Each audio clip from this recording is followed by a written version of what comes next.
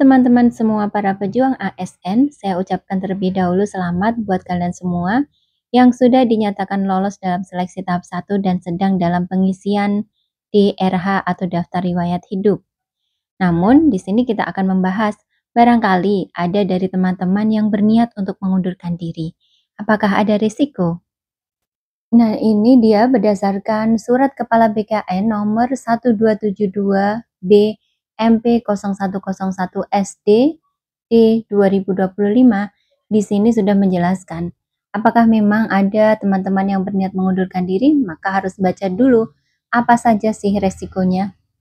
Nah, ini dia rangkuman dari Surat Kepala BKN tentang yang akan mengundurkan diri dari seleksi ASN ini.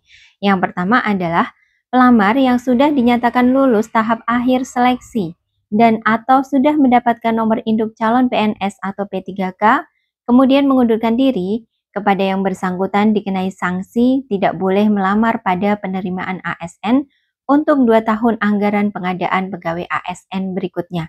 Jadi jelas ya teman-teman, jika nanti sampai pada saatnya teman-teman sudah mendapatkan NIP, kemudian mengundurkan diri, maka akan terkena sanksi.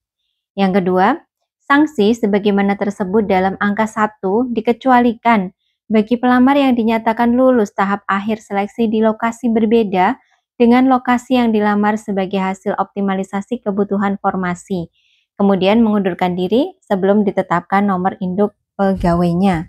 Nah, di sini BKN memberikan keringanan apabila teman-teman yang kemudian mendapatkan nanti optimalisasi, tadinya melamar di tempat A, kemudian ada optimalisasi kebutuhannya ada di tempat yang B, yang notabene mungkin itu sangat jauh dari tempat si pelamar, kemudian pelamar mengundurkan diri karena didapati lokasi yang dilamar tidak sesuai dengan lokasi awal yang dituju. Maka dari itu ketika mengundurkan diri ini kemudian tidak diberikan sanksi seperti yang pada poin yang pertama tadi.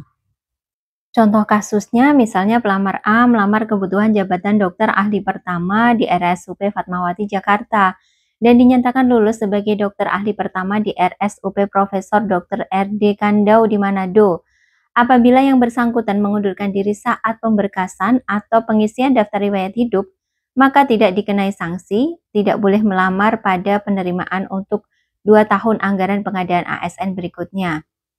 Apabila yang bersangkutan mengundurkan diri setelah mendapatkan nomor induk pegawai, maka kepada yang bersangkutan dikenai sanksi tidak boleh melamar pada penerimaan ASN untuk 2 tahun anggaran pengadaan ASN berikutnya.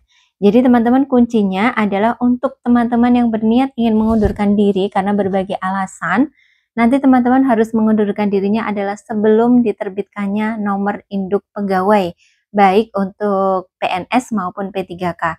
Jadi momen untuk mengundurkan diri adalah saat-saat sekarang ini untuk teman-teman yang P3K tahap 1. Jadi teman-teman nanti bisa melakukan unggah pengunduran diri, untuk halamannya adalah sama di SSC ASN. Di situ nanti ada menu bagaimana untuk mengundurkan diri, kita pilih iya jika meneruskan untuk pengisian daftar riwayat hidup. Namun jika tidak bersedia meneruskan maka teman-teman harus klik untuk mengundurkan diri dan nanti ada surat pengunduran diri yang harus diupload di sana. Lebih jelasnya coba kita simak penjelasan berikut ini. Gimana kalau pelamar yang dinyatakan lulus kemudian malah mengundurkan diri? Jadi, sanksi bagi pelamar yang dinyatakan lulus di tahap akhir dan atau sudah ditetapkan NIP CPNS P3K-nya dikenai sanksi tidak boleh melamar seleksi CASN untuk 2 tahun pengadaan berikutnya. Sanksi ini dikecualikan bagi pelamar yang dinyatakan lulus tahap akhir di lokasi berbeda dengan lokasi yang dilamar karena optimalisasi formasi, kemudian mengundurkan diri sebelum mendapatkan NIP. Sebaliknya, jika pelamar yang dioptimalisasi ke lokasi yang berbeda tadi mengundurkan diri setelah mendapatkan NIP, maka tetap dikenakan sanksi tidak boleh melamar seleksi CASN untuk 2 tahun pengadaan berikutnya. Perhatikan juga tata cara pengunduran dirinya ya, karena jika proses pengunduran diri tidak dilakukan sesuai prosedur, maka data pelamar dalam SSCASN tetap berstatus lulus sehingga tidak dapat melakukan pendaftaran untuk seleksi pengadaan ASN periode tahun anggaran selanjutnya. Jadi, buat Sobat BKN, bisa jadikan ini sebagai pertimbangan utama sebelum memutuskan.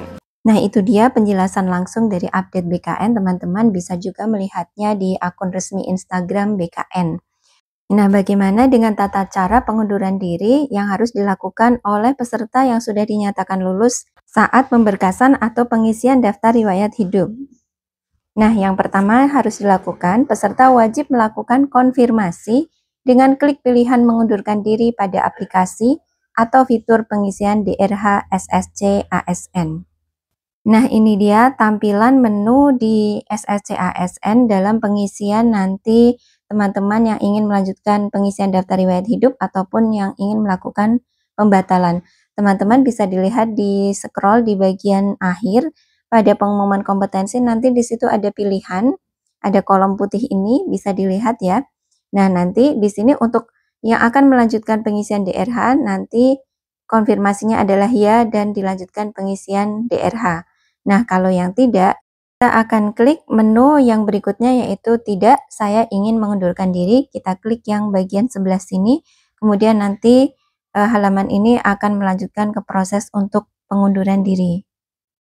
Nah, ini dia tampilannya untuk proses pengunduran diri. Setelah kita pilih tidak, saya ingin mengundurkan diri, maka di sini akan ada menu file untuk silahkan unggah surat pengunduran diri Anda. Nah, nanti kita bisa pilih file. Nah, untuk format surat pengunduran dirinya, kita bisa lihat di tautan yang di sebelah sini. Ketika kita klik, nanti kita akan menuju ke format atau template surat pengunduran diri yang kemudian harus teman-teman isi. Setelah diisi, kemudian diunggah lagi di halaman ini. Nah, ini dia untuk surat pengunduran dirinya. Nanti teman-teman bisa download di masing-masing akun yang teman-teman miliki di SSC ASN, atau nanti akan saya sertakan link di deskripsi untuk teman-teman yang berniat untuk mengundurkan diri untuk bisa di-download. Nah, nanti setelah semuanya diisi, kemudian ditandatangani dan bermaterai, nanti teman-teman harus unggah di halaman ini. Nah, setelah nanti proses pengunduran diri teman-teman sudah disubmit, sudah diajukan, maka PPK instansi melalui pejabat pengelola kepegawaian wajib melakukan approval pengunduran diri tersebut. Diingat ya, kalau teman-teman ini pengunduran dirinya tidak melalui prosedur, hanya dibiarkan saja. Ketika teman-teman ingin mengikuti seleksi CASN pada tahun-tahun anggaran 2 tahun berikutnya, maka teman-teman tidak akan bisa mengikuti. Selanjutnya, bagi pelamar yang dinyatakan lulus dan telah mendapatkan nomor induk pegawai atau NIP, kemudian dia mengundurkan diri, maka dia wajib menyampaikan surat pengunduran diri kepada PPK instansi. Jadi untuk teman-teman yang juga nanti setelah pengisian DRH mengikuti seluruh tahapannya, tapi kemudian mungkin juga ini bisa terjadi ketika teman-teman mendapatkan informasi untuk penempatan P3K-nya tidak sesuai dengan yang diharapkan. Seperti tahun-tahun kemarin juga ada kasus di wilayah daerah saya, itu ada yang dinyatakan lulus, sudah mendapatkan NIP dan sudah siap menerima SK, tapi ketika tahu penempatannya ada tempatnya sangat jauh dan itu di daerah pegunungan, maka dia tidak diperbolehkan oleh suaminya untuk mengambilnya. Jadi kemudian mengundurkan diri, maka nanti untuk pengunduran dirinya harus membuat surat pernyataan kepada PPK instansi. Dan konsekuensi dari pengunduran diri ini adalah nanti untuk teman-teman yang sudah memperoleh NIP kemudian mengundurkan diri, maka di status SSC ASN-nya masih terdata sebagai peserta yang lulus, sehingga untuk masa 2 tahun anggaran atau 2 tahun pengadaan berturut-turut, nanti teman-teman tidak bisa mengikuti seleksi CASN ini. Demikian informasi yang bisa saya sampaikan. Share video ini sebanyak-banyaknya. Jangan lupa subscribe dan nyalakan notifikasi. Salam pejuang ASN.